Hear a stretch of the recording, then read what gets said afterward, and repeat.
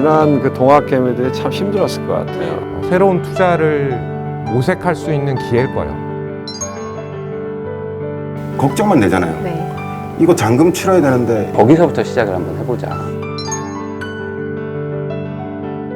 그 여기서 위로가 될 거는 뭐냐 하면은 그게 바로 함께 고민하거나 의욕을 잃지 않으시기를 이런 말씀을 꼭 드리고 싶습니다.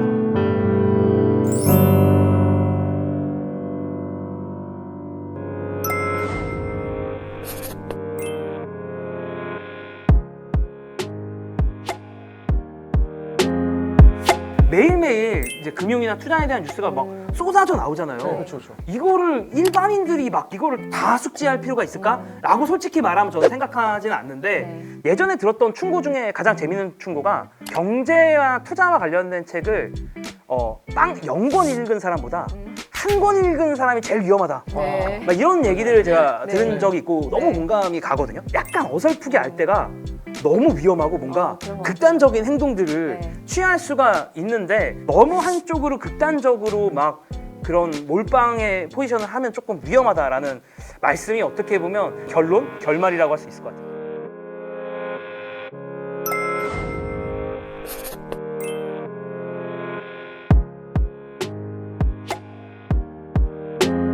저나 오공영 부부장님한테 조언을 받는 분이라면 잊지 마셔야 되는 거는 저희가 이런 말을 하더라도 자기 스스로 한번 반문하셔야죠. 아 그래 난 그 부분 동의하는데 생각이 이건 다를 수 있어. 네.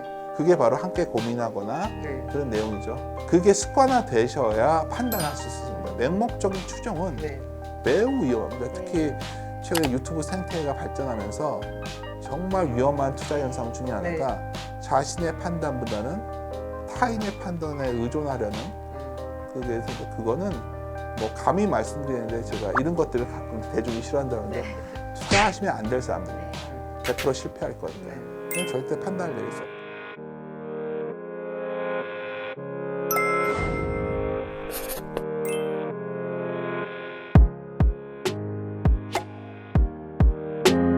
사람들이 저도 마찬가지고 A에 대한 확신을 가졌을 때는 B가 나타나면 정말 당황합니다.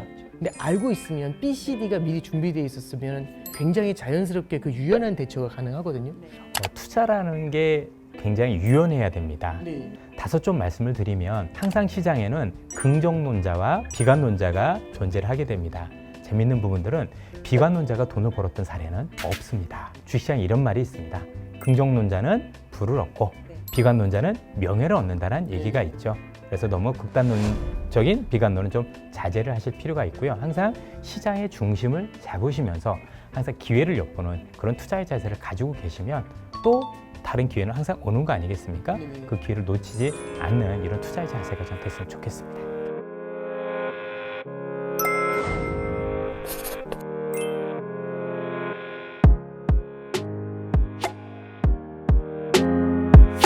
이제 또 드리고 싶은 이야기는 인플레이션. 인플레이션의 가장 큰 역할은 자정작용이에요. 항상 인플레이션은 경기 사이클마다 반복되는데 이 인플레가 실물 경제에서 과잉이 됐던 산업들을 구조조정하게 만들고, 그렇죠. 그리고 결핍이 된 산업들을 채워나가는 역할. 그리고 금융시장에서는 과열과 쏠림 현상을 해소하게 돼요. 새로운 투자를 모색할 수 있는 기회일 거예요. 이 기회를 통해서 자산 배분이나 투자의 전략을 바꾸는 건 좋아요. 왜냐하면 지금 모든 자산이 다 빠져 있는 상황이기 때문에 이동하는 기회비용이 되게 적게 들어요. 그래서 그동안 투자와 관련한 부분에 대한 나의 생각들 이런 것들을 잘 정리를 하셔가지고 다음 사이클을 대비하고 그 좀 더 안정적인 수익률을 거둘 수 있는 그런 것도 필요하지 않을까.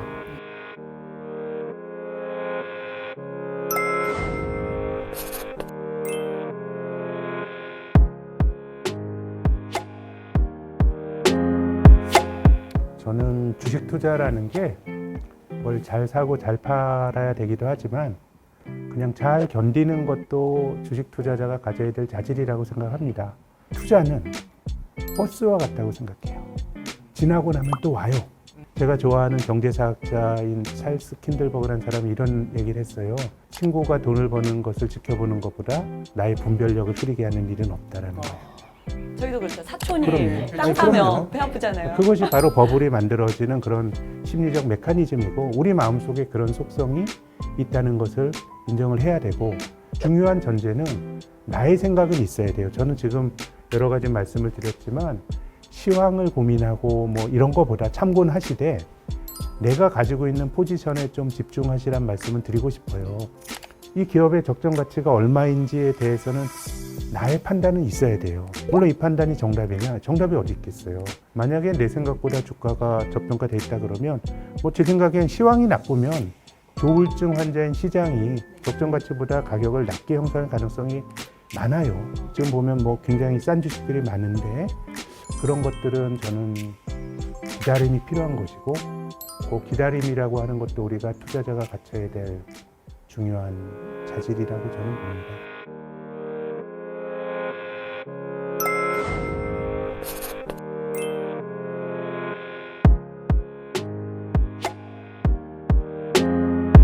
저는 투자라는 걸 고민 안 하고 재테크라는 걸 고민 안 하고 자기 일을 열심히 하면서 살면 그냥 인생을 편안하게 살 수 있는 시대가 더 좋은 시대라고 생각해요. 개인적으로. 근데 지금 한국 사회도 그렇고 전 세계적으로 그렇지 않은 시대가 왔고 또 인생은 굉장히 길어졌고 그리고 우리들의 욕구도 더 커졌고 그래서 자산 관리를 하는 게 굉장히 중요한데 그 문제는 이 자산 관리가 생각보다는 쉽지는 않다는 거예요. 인간의 본성과 거스리는 부분이 너무 많기 때문에 그래서 아무리 작더라도 원칙을 세우고 하셨으면 좋겠고 그 원칙이 너무 허황되지 않았으면 좋겠습니다. 그러니까 너무 높지 않은 수익률에 대한 만족 그리고 꾸준히 이어갈 수 있는 수익률을 추구하는 거 이런 식으로 투자를 하셨으면 좋겠고 많이 공부를 하는 것보다 내 자신에 대해서 서술하는 게 오히려 더 필요할 때가 있습니다. 정보가 부족하진 않아요. 중요한 건 자신을 돌아봄이 부족한 시점이에요. 그래서 내가 투자를 한다고 할 때도 일기 같은 걸 쓰시면 좋을 것 같아요. 내가 어떤 마음으로 투자에 임하고 있는지 내 마음속의 변화는 어떻게 이루어지고 있는지 나는 이 기업을 지금 어떤 눈으로 쳐다보는지 그런 기록들을 자기 자신에 대한 기록들을 하시면서 투자를 배워 나가시면 생각보다 투자의 실력의 진보 속도가 훨씬 빠를 것이다. 그거는 거의 분명합니다. 그렇게 한번 해보시면 어떨까 하는 말씀 당부드리고 싶네요.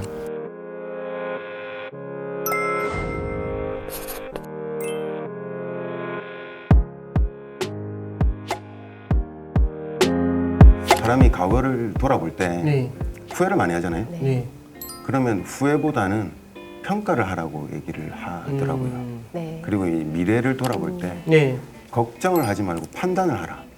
그런 얘기가 있더라고요. 이 종목을 투자했는데 손실 나는 걸 후회한들 손실 난 돈은 돌아오지 않잖아요. 평가를 해야죠. 내가 어떻게 했는지 평가. 그리고 앞으로 걱정만 되잖아요. 이거 잔금 치러야 되는데 빨리 회복 안 되면 큰일 나는데 근데 그게 아니라 판단을 해야 되죠. 이 손절을 칠 것인가? 이 앞으로 얼마나 투자를 해야 될 것인가? 근데 이 부분들의 이제 배경이 전 제 생각엔 운이냐 실력이냐 이거를 판단하는 시기가 온 것 같아요. 옆에 있는 친구가 투자하니까 그리고 투자하자마자 30% 먹으니까 그래서 쉽게 했을 수 있는 거거든요. 근데 그때 내가 이 종목을 얼마나 공부를 했는지 이게 운과 실력의 차이가 여기서 이제 냉정하게 판단을 해봐야 되는 시기인 것 같고요. 그 결론의 결과가 복귀입니다. 항상 제가 말씀드리는 복귀를 하라는 거죠.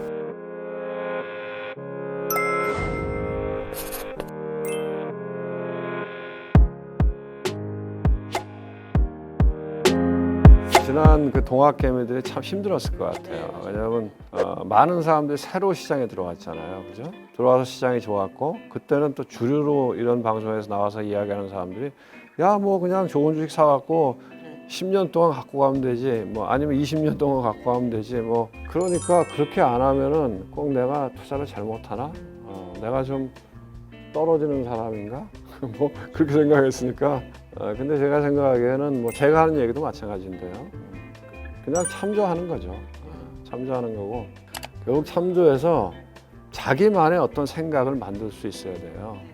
거창하게 얘기하면 자기만의 투자 원칙 그런 거를 갖고 자기 생각을 반영해서 뭐 뭘 하든지 간에 그렇게 해야 투자에 성공할 수 있다는 생각이 들고요. 두 번째로는 우리는 틀릴 가능성이 너무 많아요. 그렇기 때문에 내가 틀렸을 때 그러면 위험 관리를 어떻게 할 것인가. 그거를 또 자기 나름대로 반드시 미리 해봐야죠. 그래도 혹시 내가 잘못됐을 때는 어떻게 하지? 감내할 만한 수준의 손실은 얼만큼이지? 이런 것들을 사전에 계획에 세워놓고 투자하시는 게 좋지 않을까요? 그런 생각이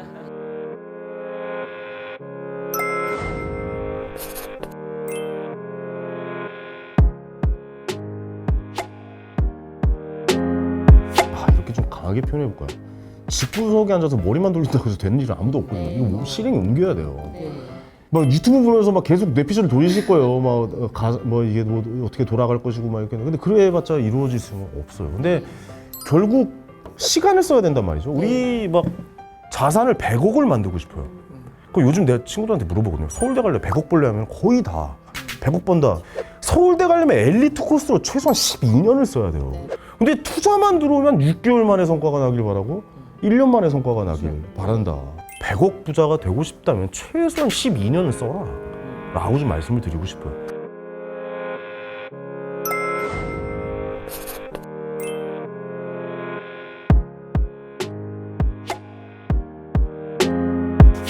바둑 같은 경우는 우리가 좀 해보고 소질이 없다라고 생각하면 포기를 할 수가 있어요. 뭐 추가 안 해도 되잖아요, 사실. 근데 안타깝게도 우리는 투자를 포기할 수가 없습니다. 저희는 100세까지 살아야 되기 때문에 한 최소한 40년 동안은 우리가 읽어놓은 자산으로 그걸 투자해서 먹고 살 수밖에 없는데 그렇기 때문에 우리는 지금 좀 손실을 보고 시련을 봤다 하더라도 투자 이건 내 소질이 안 맞나 봐 할 수가 없는 거예요. 우리는 계속 그냥 무조건 투자를 해야 됩니다. 죽을 때까지.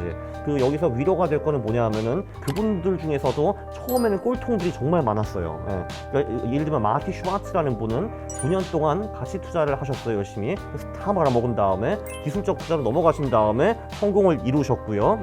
결론적으로 처음부터 투자를 잘하는 사람은 거의 없다. 그러나 우리는 어차피 포기를 할 수 없기 때문에 공부를 열심히 하거라. 그거밖에 없습니다, 사실 지금.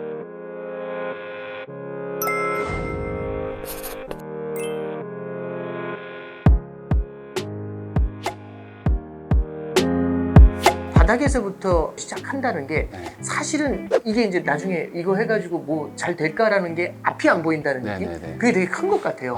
이런 걸 좀 어떻게 초기에 좀 이렇게 극복하면서 갈 수 있는 방법 그런 게 있을까요? 그러니까 이게 저는 어찌 보면은 좀 의지의 문제일 수도 있는데 왜 그러면 의지가 안 생길까? 이걸 투자적으로 접근하면 사실 조금 공부 안 해도 그만이라고 생각할 수도 있잖아요. 근데 이제 내 집을 산다라고 생각해보는 거는 정말 좋다고 생각해요. 그래서 이 영상을 보시는 분들이 대부분 아니죠, 100% 다 부동산 집과 연관되게 되는 삶을 삽니다. 전세 월세든 매매든 앞으로 살면서 그러니까 실생활에서 공부를 해보려고 하는 거죠. 그러면서 시작을 해야지 나는 돈 벌어야 돼 라고 생각하면은 의지가 좀 안 생길 수가 있어요. 결국에는 연관은 다 돼 있다. 그리고 거기서부터 시작을 한번 해보자.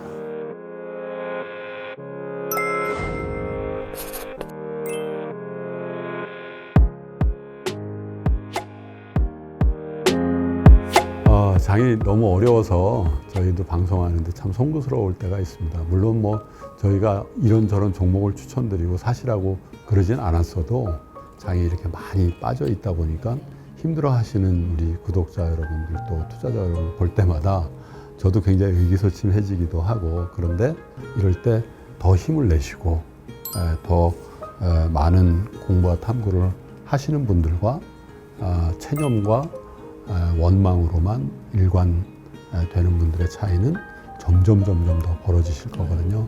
제가 부추기려고 드리는 말씀이 아니라 30년 가까운 기간 동안에 많은 분들을 봤잖아요. 그래서 같이 힘을 내시고, 그리고 냉정을 유지하면서도 의욕을 잃지 않으시기를 여러분들께 꼭 당부를 드리고, 함께 우리 오건영 부부장님이나 신한은행 분들과 함께 같이 공부하시면서 이 기간을 좀 이겨나가셨으면 좋겠다, 이런 말씀을 꼭 드리고 싶습니다.